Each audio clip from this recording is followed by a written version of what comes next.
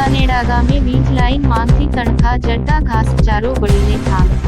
માલપુર તાલુકાના વાંકાનેડામાં ખેતર ઉપરથી પસાર થતી વીજ લાઇન માંગથી તણખા જડતા મુકેશભાઈ ગંભીરસિંહ ખાંટના ઘાસચારામાં આગ લાગતા 2 વીઘા કરતા વધુ જમીનમાં આવેલો ઘાસચારો બળીને ખાખ થઈ ગયો હતો. ગ્રામજનોએ પાણીનો સખત મારો ચલાવીને આગ ઉપર કાબુ મેળવતા બાકીનો ઘાસચારો બચી ગયો હતો. આગ લાગવાના પ્રશ્ને ગ્રામજનોએ વીજ કંપની અને માલપુર પોલીસને પણ જાણ કરી હતી.